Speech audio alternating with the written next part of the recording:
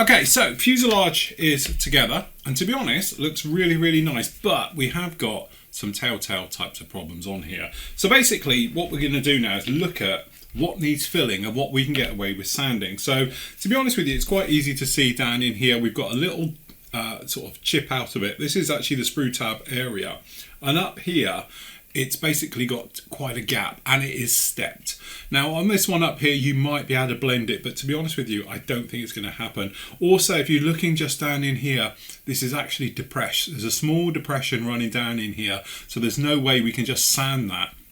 We've got a small sink mark on this side as well, so that's going to need to be taken care of. So generally we're going to lose quite a bit of detail along here because we need to fill it and we need to sand it. Sometimes though you think, okay, well we can use scrape cleaning. That is definitely one of those areas where it isn't going to work at all. So we need to take care of up here and this entire section. That will have to be a filler job, but it's not all bad news, because on the back here we might be able to get away with actually just using a scrape clean down in here, especially up around the tail. That's no problem at all. I've also done, as you can see, a little bit of test fitting. All of this is literally a loose fit. And again, it's not too bad at all. You know, we're in a situation where these can go in, and to be honest, they don't even need glue. They fit so well down in here, all of these tail areas, and it is still all a complete loose fit. So that's actually very nicely fitting. And again, underneath here, I don't think that's going to be a mass job. I don't think that's actually going to need any filler underneath there. But one area that is going to need some attention is obviously the fuselage halves meeting up to the wing area. So when we pop these in, and we can get them in, it's not too bad, but that's not nice. Okay, so that's going to need a little bit of work down in there. And then also, it's not so bad up here at the back, but I think it's going to need some areas down in this little area where they fit onto the side here. There's quite a bit of a seam and gap coming down in there, so that's going to need a little bit of work as well. But I think it's easier to work this somewhat in sections, just from a point of view of handling and putting bits and pieces back in with the wings off of it. So what we're going to do is we're going to look at filling up in here first of all. So technically it's not too bad. There is a little bit of light sort of scraping that we can do on here just to ease this up. So for this I've got a scraping tool and it's got a bit of a curve onto it. You can use other scrapers as well, but you know, this is my sort of chosen way of doing it. So if we just pop my glasses on here, what we're going to do is we're just going to flatten off this seam just to start with. So we're just going to put this on and we're just going to run this back and forth on the actual seam so we can see. So I'm maneuvering this so it's catching it in the light, so I can see the shine of the glue and how much it's going to go off. And you can see on here we've got a high spot and a low spot, so we're just trying to sort of level those out a little bit and make our way along. And then some of it, like on here, it's actually not too bad. We can probably get away, but we have got these sink marks each side of it, so they're going to need to be done. So the great thing about scrape cleaning like this to see what we've got is you're taking off minimal amount of plastic, but also you're not making any damage to the side areas either. So we're just going to move this down a little bit so it's a bit flatter, and then we can just go along and we can just take off the higher areas. And again, down in here, that's definitely going to need a little bit of filler in there. So again, but this area in the middle isn't looking too bad. All right, up here we can see we're definitely going to need a little bit of filler. So turning our attention down the back now, we can see that probably we can just lightly scrape down, and you can probably see how well that's just gone. We're okay with all of that. And again, just up in here, I don't think we're going to have a problem. This area on the back, so we're just lightly carving side to side, but unfortunately we have got, and again this is from the sprue, it's torn a little bit of a hole in there, so I think that's going to need just a little bit of work in there. So to start off with, we're just going to lightly sand it just to flatten it off, but again we've still got a little divot down in there, so that's going to have to be taken care of it. The rest of it actually is not too bad. On the underside down in here, we're going to have another little light scrape just to see what we've got. And again, we're not looking too bad, but there's something just down in this back area that I'm not too keen on. I think we're going to need to take care of some areas there. So yeah, we're definitely going to need just a little bit of filler just down in here as well. Up in this section, we're not worried about it. So on here, I would say we'll treat this somewhat as a little bit of a separate. We'll do the filler work all in here so we can tidy it. And also, it's just going to be easier to handle it than it would be if we had this section on. So what we'll do is we'll tidy this up first. you know, get it done nice. And then we can just come along, we can place this on here, we can get the actual under guard down in here, that will fit in as well, and we can see exactly how all that's going to fit, because again, it's quite a gnarly little gap all in there that might need tidying up as well. But for the moment, we're going to work on this one here. So loads of different fillers out there. Personally, I call it Weld 101. This is homemade styrene filler. There's a link to it. You can see exactly how I go about doing it. But all we do, we take this sprue goo, as I call it, and then we're just going to literally come along. So to start with, we're just going to pop a little bit down in here. So what you want to do when you're putting this on is give it a little bit of a nudge, because you don't want an air pocket underneath it. So we're just going to run it across, and we want it to be sitting a little bit proud. So again, we just add a little bit more. I have mine to the consistency of basically like PVA glue. But and again, we've got these little areas just here. So we're just going to put a little bit just down in here. And then we've got the shine, so we can see where it sort of starts. We're going to move just down on these areas. And again, we're just trying to get it to all just stick a little bit proud and up, just so it allows for any shrinkage, because this stuff will probably shrink a little bit. But the thing is, because it's sticking up proud, shouldn't really be a problem. So that's that one. We've got this little sink mark on this side as well. So we're just going to put a little bit in there. And again, this is one of these things. We can do it with one coat. It may take 2 or 3. Not really a problem each way. And the great thing about using styrene filler, like we said before, is that if you need to rescribe, which we will here, and if you need to come in and do any type of repair work, it's really easy to scribe over. So that's that one there. Next up is this little divot just down in here. So again, I'm just going to come in with a little bit. So that's it, that's all that's going to need. And then we'll flip this over, and just this little area down the back here. Again, there's a small little divot. So we just pop a little bit of glue on here. And to be honest with you, I can just spot a small little divot just up in here. So again, just pop a bit of this in, and remember to give it a bit of a poke, because otherwise you can get air bubbles underneath it, and then when they pop, you end up with like a welt. So there we go, that's all on there. That takes, depending obviously on the thickness of it, to be honest, I'm going to pop a little bit just up here. In the front section there, just to hold all of that in there.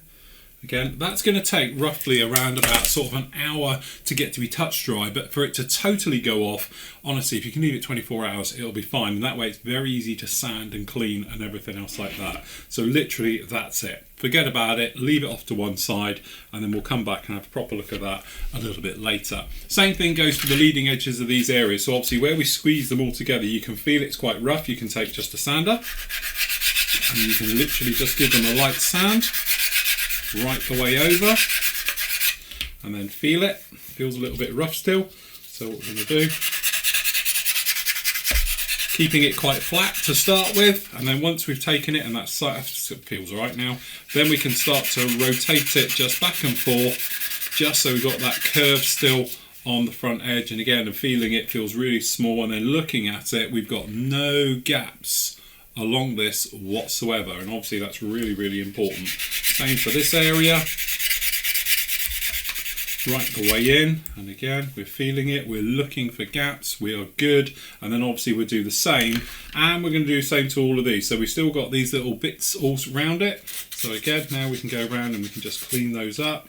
And again, because obviously it's now drying off, it just comes off really easy. And then what you can do, just take yourself an older sponge, is great for this, and you can just give it a gentle rub right the way round. And this is also how we'll get rid of those fingerprints. So on one of these somewhere, we've got a fingerprint, I can't remember where it is now. On one of these, here it is. So this is that tail, so we've got a little fingerprint just down in there. What you can do, obviously if you've got a skinny stick, these are great for these, you can just pop it in there, in between the details, and we can just sand out the fingerprint. But you want to do this because otherwise there's nothing worse when you get into primer stage especially and you've still got fingerprints in it, and you can just take them out literally just like that. And again, that's it, gone. And then once you've actually got most of it all gone, just come in there with an older sanding sponge and just give it a light rub over, and that takes care of the actual fingerprints down onto it. And then, to be honest, again, trailing edges and things like that, just give them a bit of a sand just to blend them. And also you're making sure there's no splits, so you're making sure it's solid all the way around. And don't forget to sand these inner parts as well, just so they make a nicer join. So obviously on these areas down in here, we've already done this one, but again, sanding up that area. Got a perfect edge on that now, nice and smooth, but also the tail area as well. So we'll make sure any damage, sprue tabs, all the rest of it is nice and clean. And again, right the way around. All important, make sure you do the trailing edges are just as important as the leading edges. And they are down as well. And then hopefully this will come in. And when they go together, you can see you've got a perfect area. And we can do some deflection with this. If you wanted to, you could actually maneuver these up to give a little bit of deflection by cutting these back. But to be honest, we'll probably go with the neutral position. And as we've seen already, they fit beautifully on the tail. So they are all set now and ready to go in there just like that. So that's good. So same thing goes with these. We'll do this. To be honest, this sump area down at the bottom here with the cooler, that needed a little bit of filler, so we've already put a bit in there, and it's the same thing, two halves together, so exactly the same as with the fuselage. And then once these are all dried and looking good, we'll show you about clean up, sanding them, making sure, then obviously re-riveting, re-scribing. We'll do all of these, so then that bit of the construction is completed. We can get the wings on, these wing tips, exactly the same type of thing. They're going to fit right onto the edges of these. Once you've got the right wingtip, the right way around.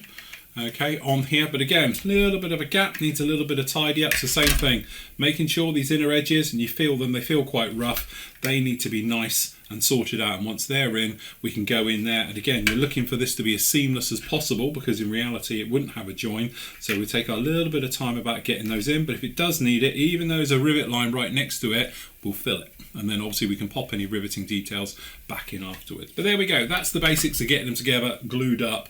And again, next up we'll be looking at sanding. Okay, so we've covered construction. We talked about gluing things together. We've put a little bit of filler on, and to be honest, we know we've used a little bit of our own homemade styrene filler or sprue goo, but this will apply to any type of filling at all. So what you want to do is basically have a good look down it. So you're just going to sort of angle it to see what's going on. You sort of catch it in the light with your eye, and what you're trying to make sure is that you've actually filled the said problems that you've got. So over on here you can see these are slightly raised, which is good, and this has been drying now for almost 24 hours, so it's gone proper in. But also you can do a quick test, just give it a poke with your nail.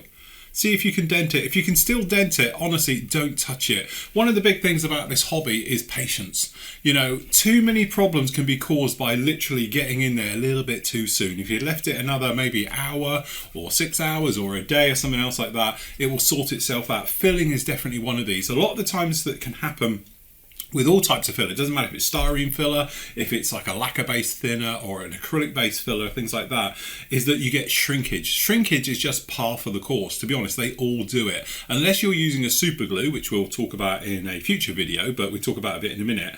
It's one of those things where it's going to happen. To the degree that will happen will also depend on how much you've actually got in here and how long it's been drying. So if you put in quite a lot of it, you're going to get quite a lot of shrinkage, purely because obviously as the chemical reaction happens with some fillers, it contracts in on itself. And then obviously normal air drying ones, obviously on the surface it's totally dry, but deep down, especially in the join area, it could still be wet. So what can happen is that you come along now, sand it all back, it looks absolutely fine and perfect, but it is still shrinking, it's still contracting back in. And then what can happen is you get what I call ghost seams, and these are the ones which weren't there, you can swear blind, you know, a couple of hours ago, and then you look at your model and there's a seam line back in there, but it's not like as it was. It will just be a little perhaps depression along the line, and that's what I call a ghost line. And again, it's one of those you basically got to sand it back. Worst case scenario is if you're a little bit of a quicker builder, you might be in a situation, you've painted your model, and it's happened to me many times. You've painted your model, you come along, it's looking fantastic, and then a couple of weeks later you look at it and you think, there's a depression in that. And if you want to see that in action, go back and have a look at the A10 build, because that is exactly what happened to me. So I ended up having to respray basically the entire top seam line because it had depressions all the way through, but we were running quite quick. The other thing to think about is obviously the plastic.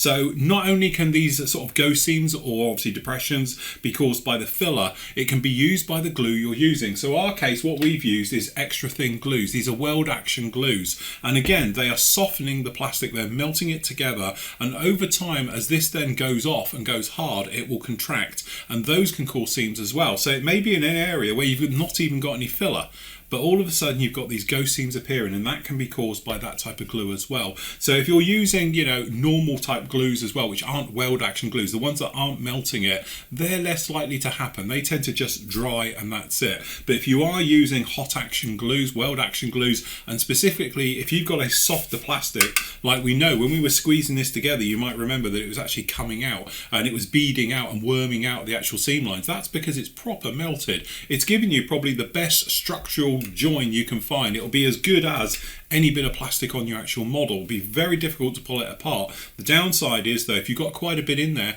this reaction can be carrying on and drying a long time, especially if it's a deep join. If you've really penetrated right the way through as you should, both the actual seams are properly joined, it can be going on literally for days and days and days before it stops going on. So again, if you've then pushed forward, sanded it, and then you're going through, that happens, it might not be your filler, could be your glue. So just remember that one as well as you're going through. Again, patience. Don't forget, there's lots of other jobs you can be doing whilst these things are going on. For our point of view, we carried on and we did the wing section. So we've gone along here, we've built the filters down in here, got the wings together whilst we were waiting for all this to dry. You could carry on doing other jobs like undercarriages. And this goes not just for aircraft, but for armour, shipbuilding, figures, you name it, cars, the lot. It can be doing other jobs as these things are happening and going off. But let's assume we're all happy. We've looked at it, we've got no problem at all, so you're going to sand it. Now, it'd be really, really straightforward to come in with a nice heavy-duty sander and just plough through it all. Again, this is one of those ones that's a common mistake. You think it's a nice quick job, we're going to go through. But don't forget, as we can see down on here, we catch it in the light, we have got some very nice riveting details running down in here and on here and around, especially down the back areas on this. So we don't really just want to go in there with this, because it's a flat top as well, we're going to destroy all of that surface detail at the top, because once you've gone through with a hard sander, you're probably going to come in with some type of sponge and go over it. So before you know it, you've completely obliterated that entire section of it. So you either forget about it, pretend it was never there, or you've got to go back and you've got to rescribe, you've got to re-rivet. And again, these are all steps, which isn't a problem, but technically you can save yourself a bit of time by being a little bit more careful. So there's a couple of things you could do. You could mask these areas off to protect them, which works really well, but don't forget, you're going to have a step. So if you've got tape running down both sides and you're sanding it, at some point you're going to have to take the tape away to get rid of it. So what you're better off doing though is taking off little amounts as you can, just trying to shave through it. And one of the great things for that is scrape cleaning. So scrape cleaning, you can use tools just like this. This is an Alec scraper, which is absolutely great. So you've got flat edges, as you can see, as recessed curves and things like that as well. And again, different sizes, which we'll talk about different things. The little sticker, forget that. It's just because when they're on the table, they're really hard to pick up. So it's the actual flooring models dome stickers that we do to help that. Another one you can buy, which these are absolutely great. I've been using them now last couple of years. Really, really cheap. These are made by Trumpeter, and these are basically seam scrapers.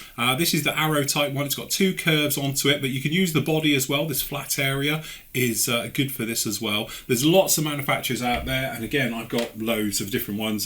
This is Citadel's one. This is a scraper as well, so this is quite good for getting in tiny little areas. You've got a curve onto it, and you've got a big flat side as well. But again, you could just use a blade. You can come in with a knife blade and you can scrape on this and go through the business just as well. So you don't need anything particularly fancy to it. But what you're going to be doing now is, with the scraper, keeping it quite flat. This has got a slight curve across this one. So by keeping your scraper on this, what's going to happen is that you're just going to take off the highest point all the way down. And again, this is, you can slightly rock it, but what you won't do is take off this riveting details down both sides of this. So all we're going to do is we're just going to come along with our scraper and just very lightly going to just start to scrape at it. And what we're looking at is the shine. You see the shininess on this. It's a bit difficult to see, I know, but as you see, you can see the shine of it down in there. You're just trying to get rid of all of that, and also you can then look at exactly how it's working with other things, because obviously as you're pushing along. Some areas will clean up really quickly, others will take a little bit more. And what I'm going to do is just pop my glasses on here so I can see a little bit more. But you can probably see by the swath coming off here, it's very, very thin amounts. You're not taking off big chunks of this, but you can use the bigger part down in here, the nice big flat area, just for taking this back. And we're just going to push this along. Now, there's a couple of things to remember about sanding. First of all, we were talking about it obviously melting, the actual getting sink marks. If you're sanding at this with a very fine grit and you're going on this, you're going to generate heat, which will soften this plastic and again, could cause sink marks and things like that in there. So again, this is all things to be mindful. So what we're trying to do with a scraper is to take out pretty much everywhere on here. We're just going to do this first section so we can show you. Again, we're just popping down in here and cleaning up. So hopefully you can see, if I catch it in the light, we've got all the riveting down both sides of this now, and again, we've still got the panel line, which is going to be really easy to put back in, but we've caused no damage anywhere else apart from that. And that is now, running my finger on it, very, very smooth. No problem at all with that one, and that's the beauty about it. So you've just taken off a very fine amount and you've total control on everywhere you go. Now if you've got an area, obviously we've got these two sink marks down in here and this bit over here, to be honest, where we don't have any detail around it, so that's going to be quite straightforward. You can use a sander, and again, I know a lot of people, you know, they'll come up to me, and obviously as a manufacturer of sanders, they're all about, oh, you need to do a fine one.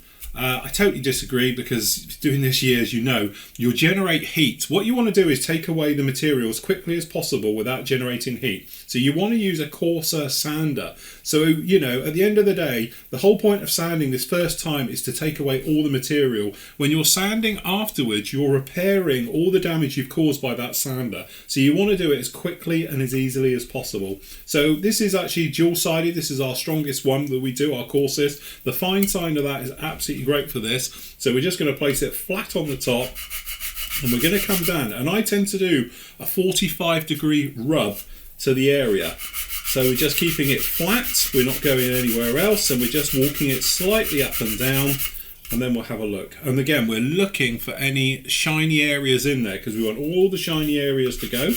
And again, we're just going to pop back. And pretty much got all of that, just a little bit. So now we're just going to rock it slightly from side to side, just to aid that along, and that's taking care of all of that. So now we've just got a little bit of roughness there, so we'll take care of that in a minute. You might also remember at the front here we've got these two sink marks that are caused by the actual locating pins each side. We've got the riveting just below here, so we can actually place this flat on top. We're not pushing down, we're not bending it round, we're just leaning it over the top and lightly going to rub. So this then will just take off the highest point without wearing everything else. So you might see over here we've got a little couple of details. So we've got an access port, so we don't want to annoy that. And obviously this one in front, we've got that. The other way of doing it, of course, is you can use a skinny. So we do these as skinny sticks as well, which I know this sounds like an advert for the products, but these are great for getting in little areas and causing no damage to anything around. And again, slight rocking motion. We're still doing this sort of 45 degrees across, and we're just taking out that sink mark just there. So that side has gone. We've just got this little one over here. Hopefully you can catch it somewhat in the light. Just see it just down in there. So we're going to take this one out now. And again, sanding at about 45 degrees, and we just got a little bit over here. So we're just going to take that one out. And then just running that across. And that's all of those taken out. And we've just got a little bit just up here. So we're just going to very lightly, and again we're just going to very lightly, not pushing down at all, run it over here, and this will help take out that seam across here. Alright, so that's really nice. And now what we can do with the skinny stick is we can just go right up the middle here, avoiding those areas on the side. And then again, just do this little bit at the front.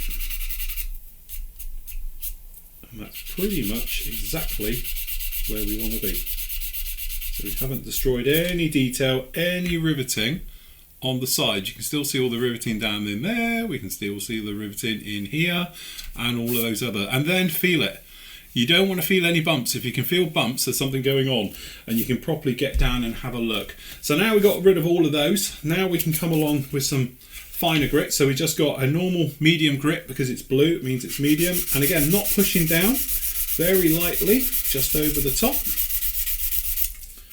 And there we go. And what you're looking for is the scratches. Try and catch them in the light. You want to take care of all of the scratches. That's nice. And we just work our way to the front area here. And we're not pushing down. We're just literally letting the sander do all the work. And we're just going to run right the way across. That's really nice. And then down in here, we're not pushing down. We're just going to go right the way over all of these.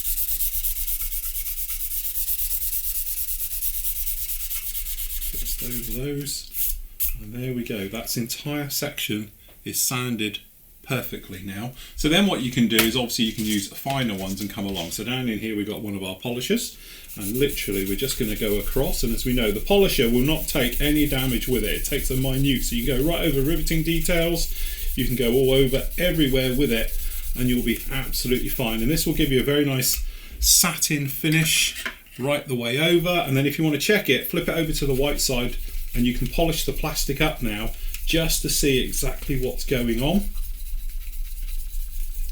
and to check all your seams and everything else. And now hopefully you can see this is gorgeously glossy, and we've got no seams in it or any areas. That is all absolutely catching it in the light. You can see when you move from side to side, you've got no defects whatsoever. And that's the nice thing about actually giving it a quick polish, so you can check it right the way through.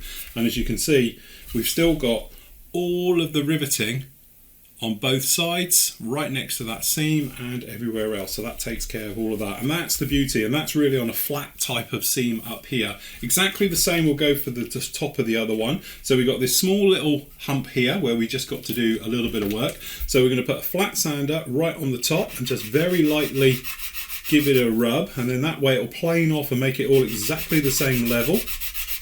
So just on the top, right the way through. And then again, very, very lightly, just each side, and gentle rock, just to sort of square it off. And again, if you wanted to, you're worried about damage between the panel lines, you can just come in and do the same on there. And again, we're just going to work up the seam, making sure we're happy everywhere.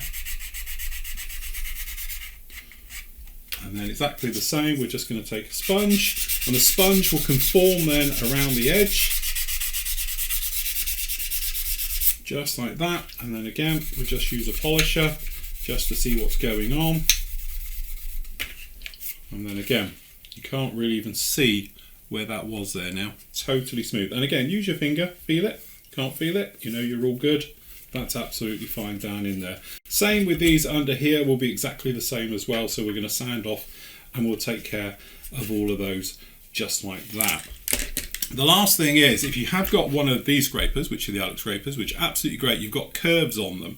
So this means if you wanted to, you can then clean up leading edges like this. So you can put the actual blade down in here, making sure obviously it's got enough movement each side, and you can lightly shave off everything, and it will make a nice curved edge. These are great, not so much on this one because it's got the details here, but if you have got obviously trailing edges, you know, like these, what you can do, you've got very small little ones like on the end here. We've got a tiny little tooth where you can just pop it in here, and it will shave it down and give you a nice curved edge just like that. And the thing is, it's not flattened or anything else like that, it's a totally curved edge to it, which is a really nice little touch. We do it again, you can see you get a tiny little bit of swath coming off like this, which then gives you a really very nice edge. So it's not flat, it sort of gives it a rounded bit off to those. So again, it's great for leading edges. So on here we've got the tail going up here, we can just, we'll find a slightly bigger one because it's a bit bigger at the beginning, we can just literally scrape it up and down, and so get rid of the rudder, and then that gives you a really nice finish. And then, as I always would, I'd literally just pop in with a sander afterwards and just give it a light sand, and then a bit of a polish up, just like that. and you're all literally good to go. And that's the secret to sanding pretty much everywhere. Very, very nicely done. So it's great for on wings, it's great for doing obviously this type of thing, so forth and so on, anywhere on your model. But again, the key to this is patience. Just let it go and you'll be fine.